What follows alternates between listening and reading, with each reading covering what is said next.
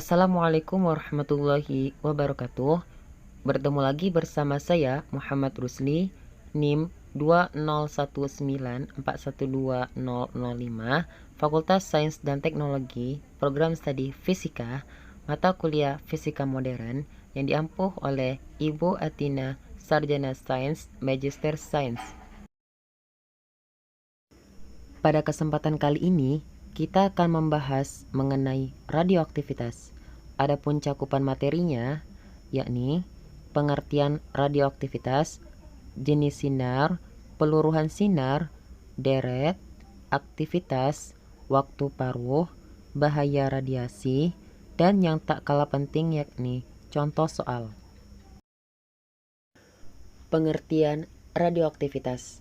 Radioaktivitas adalah peristiwa terurainya beberapa inti atom tertentu secara spontan yang diikuti dengan pancaran partikel alfa, yakni inti helium, partikel beta, yakni elektron, atau radiasi gamma, yakni gelombang elektromagnetik gelombang pendek.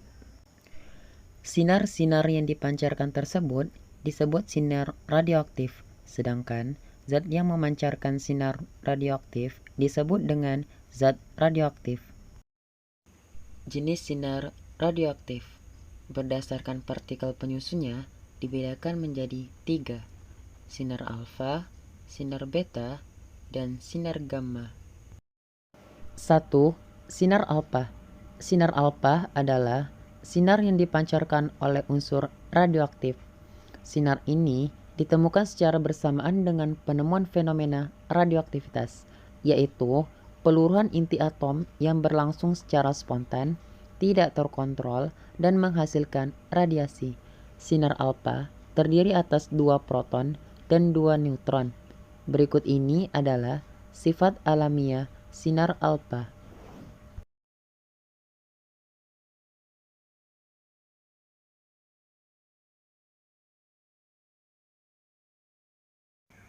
Dua, sinar beta.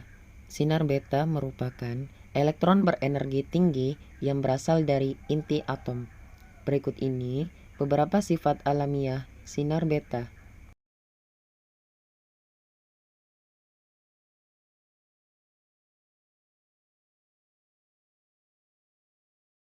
3. Sinar gamma. Sinar gamma adalah radiasi gelombang elektromagnetik yang terpancar dari inti atom dengan energi yang sangat tinggi, yang tidak memiliki massa maupun muatan. Sinar gamma ikut terpancar ketika sebuah inti memancarkan sinar alfa dan sinar beta.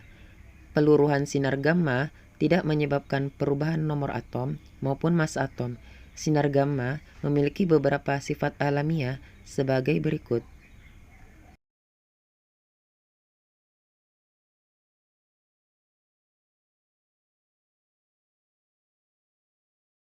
Peluruhan sinar. 1. Peluruhan sinar alfa.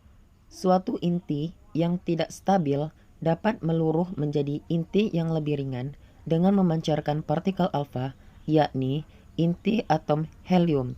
Pada peluruhan alfa terjadi pembebasan energi. Energi yang dibebaskan akan menjadi energi kinetik partikel alfa dan inti anak. Inti anak memiliki energi ikat per nukleon yang lebih tinggi dibandingkan induknya. Jika inti memancarkan sinar alfa, maka inti tersebut kehilangan 2 proton dan 2 neutron, sehingga Z berkurang 2, N berkurang 2, dan A berkurang 4. 2. Peluruhan sinar beta. Salah satu bentuk peluruhan sinar beta adalah peluruhan neutron. Neutron akan meluruh menjadi proton, elektron, dan antineutrino. Antineutrino merupakan partikel netral yang mempunyai energi, tetapi tidak memiliki massa. Bentuk peluruhan sinar beta yang lain adalah peluruhan proton. Proton akan meluruh menjadi neutron, positron, dan neutrino. Neutrino memiliki sifat yang sama dengan antineutrino. Peluruhan sinar beta bertujuan agar perbandingan antara proton dan neutron di dalam inti atom menjadi seimbang, sehingga inti atom tetap stabil. Jika inti radioaktif memancarkan sinar beta, maka nomor massa inti tetap atau jumlah nukleon tetap, tetapi nomor atom berubah. 3. Peluruhan sinar gamma. Suatu inti atom yang berada dalam keadaan tereksitasi dapat kembali ke keadaan dasar atau ground state yang lebih stabil dengan memancarkan sinar gamma. Peristiwa ini dinamakan peluruhan sinar gamma. Atom yang tereksitasi biasanya terjadi pada atom yang memancarkan sinar alfa maupun sinar beta, karena pemancaran sinar gamma biasanya menyertai pemancaran sinar alfa dan sinar beta. Peluruhan gamma hanya mengurangi energi saja, tetapi tidak mengubah susunan inti. Seperti dalam atom, inti atom dapat berada pada keadaan eksitasi, yaitu keadaan inti yang tingkat energinya lebih tinggi dari keadaan dasarnya. Inti yang berada pada keadaan eksitasi diberi tanda star.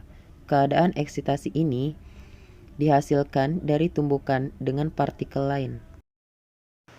Deret radioaktif merupakan deret nuklida radioaktif. Pada deret ini, setiap anggotanya terbentuk dari hasil peluruhan nuklida sebelumnya. Deret akan berakhir dengan nuklida stabil. Ada 4 deret radioaktif alamiah, yaitu 1. Deret thorium. Deret thorium dimulai dari inti induk thorium dengan nomor massa 232 dan nomor atom 90, dan berakhir pada inti plumbum dengan nomor massa 208 dan nomor atom 83. Deret ini juga disebut dengan deret 4N sebab nomor massanya selalu kelipatan 4. 2. Deret neptunium. Deret neptunium dimulai dari induk neptunium dengan nomor massa 237 dan nomor atom 93, dan berakhir pada inti bismut dengan nomor massa 209 dan nomor atom 83. Deret ini juga disebut deret 4N plus 1 karena nomor massanya selalu dapat dinyatakan dalam bentuk 4N plus 1. 3. Deret uranium. Deret uranium dimulai dari inti induk uranium dengan nomor massa 235 dan nomor atom 92, dan berakhir pada plumbum dengan nomor massa 207 dan nomor atom 82. Deret ini disebut juga deret 4N plus 2 karena nomor massanya selalu dapat dinyatakan dalam bentuk 4N plus 2. 4. Deret actinium. Deret actinium dimulai dari inti induk uranium dan berakhir pada plumbum. Deret ini juga disebut deret 4N plus 3 sebab nomor massanya selalu dapat dinyatakan dalam bentuk 4N plus 3. Aktivitas radioaktif. Aktivitas radioaktif didefinisikan sebagai jumlah atom suatu bahan radioaktif yang meluruh per satuan waktu dan dapat dirumuskan dengan A sama dengan min dN per dt, dengan A sebagai aktivitas radioaktif, N jumlah inti radioaktif, dan T waktu peluruhan. Berdasarkan eksperimen menunjukkan bahwa jumlah inti atom radioisotop yang meluruh sebanding dengan selang waktu dt selama peluruhan dengan tetapan kesebandingan lambda yang dinamakan tetapan radioaktif sebagai ukuran laju peluruhan yang ternyata hanya tergantung pada jenis radioisotop dan tidak tergantung keadaan sekitarnya serta tidak dapat dipengaruhi oleh apapun, sehingga peluruhan radioaktif dapat dibuat persamaan min dN per dt sama dengan lambda dan dapat diselesaikan dengan persamaan integral sehingga diperoleh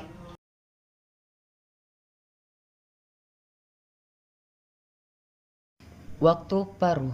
Waktu paruh adalah waktu yang diperlukan oleh zat radioaktif untuk berkurang menjadi separuh atau setengah dari jumlah semula.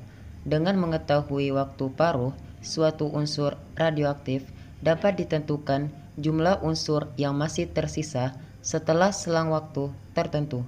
Adapun rumus yang digunakan yakni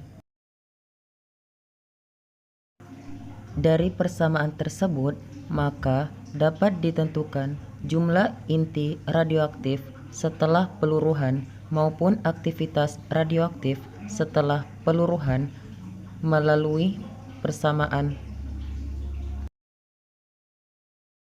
Berikut video mengenai cara mencari waktu paruh.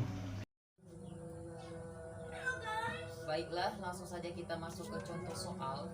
Contoh soal mencari waktu paruh, ya. Suatu unsur radioaktif memiliki waktu paruh T sekon setelah 14 jam. Unsur tersebut telah meluruh 127 per 128 bagian. Tentukan waktu paruh tersebut. Untuk mencari waktu paruh, kita menggunakan rumus N sama dengan N0 setengah pangkat T kecil per T besar. Kemudian di sini kita ketahui bahwasanya T-nya itu adalah 14 jam. Diketahui T kecil itu 14 jam. Meluruh berarti 127 per 128 menjadi bagian. Nah, kalau dia sudah meluruh, otomatis ada bagian awal yang belum meluruh, maka itu kita sebut dengan si N tadi, ya. Kemudian N di sini kita buat ini rumusnya tadi. N sama dengan 1 kita kurangkan ini 127 per 128. Kita andai kata satunya adalah 100%, 7 per 128. Maka kita dapatkan di sini 1 per 128, ya. N 0. Kemudian rumus ini kita masukkan, substitusikan 128 nilai N-nya 1 per 128 N0 sama dengan N0 dikali setengah pangkat T kecil. T kecil tadi adalah 14 jam. 14 per T besar. Ingat, T kecil dan T besar ini harus sama satuannya. Kalau dia jam, maka di bawah juga harus jam satuannya. Kalau dia detik, maka dia detik, dan seterusnya. Kemudian ini 1 per 128 ini kita kecilkan lagi menjadi setengah pangkat 7. Setengah pangkat 7 N0 sama dengan N0 dikali setengah pangkat 14 per T besar. N0 ini kita bisa coret, ya, kita bisa coret. Kemudian setengah ini pun bisa kita coret. Maka tinggal sisalah 7 sama dengan 14 per T. 14 per T. Selanjutnya apa yang kita lakukan? Kita mencari waktu paruh. Berarti T sama dengan 14 per 7. 14 per 7 adalah hasilnya 2 T. Satuannya jam. Jadi waktu paruh yang kita dapatkan adalah sebesar 2 jam. Bahaya radioaktif. Paparan radiasi pada dosis yang tinggi dalam satu waktu atau jangka pendek juga akan menimbulkan beberapa gejala yang disebut sindrom radiasi akut pada tubuh manusia seperti mual, muntah, diare, demam, lemas, hingga pingsan, kerontokan rambut, kulit memerah, gatal, bengkak, hingga terasa terbakar, nyeri, hingga kejang-kejang. Contoh soal mencari koefisien serat bahan. Berikut videonya. Baiklah, langsung saja kita masuk ke contoh soalnya, ya.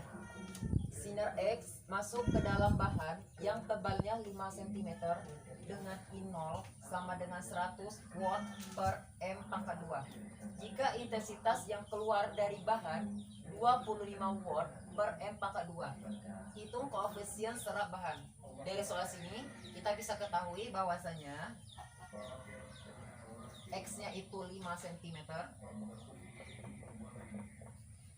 I0-nya itu 100 watt per M pangkat 2.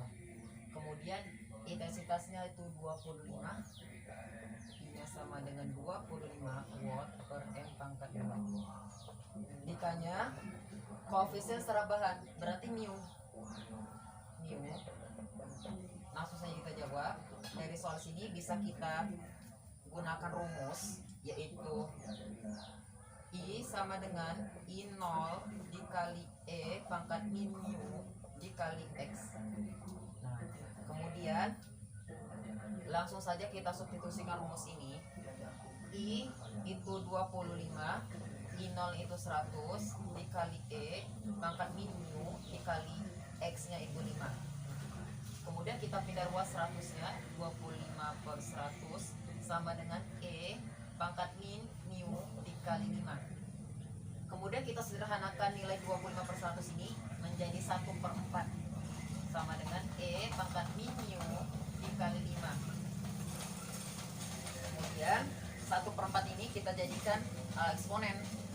1/4 itu 2 pangkat min 2 kalau dijadikan eksponen, sama dengan E pangkat min mu dikali 5. Lalu untuk selanjutnya kita masukkan nilai len, ya, masukkan len di masing-masing sisi kanan dan sisi kiri.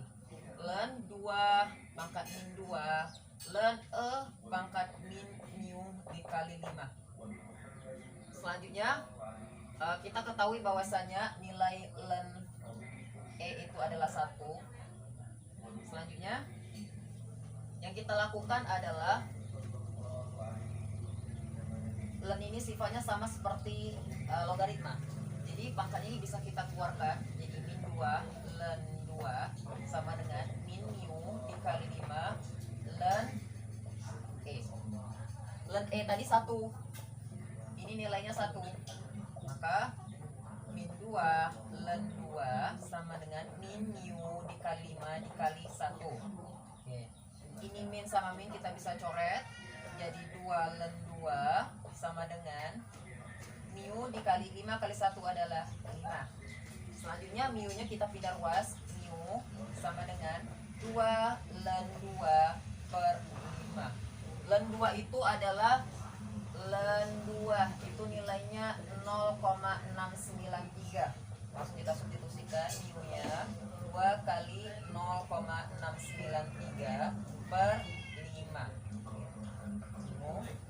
2 dikali 0,0693 itu adalah 1,386. 1,386 per 5. 1,386 per 5 ini kita bagikan dengan 5, maka didapatkan hasilnya adalah 0,2772 dengan satuannya adalah cm pangkat min 1. Ini bisa kita bulatkan langsung menjadi mu sama dengan 0,28 cm pangkat min 1. Maka didapatkanlah koefisien serat bahannya adalah sebesar 0,28 cm pangkat min 1. Sekian. Terima kasih dan semoga bermanfaat. Wassalamualaikum warahmatullahi wabarakatuh.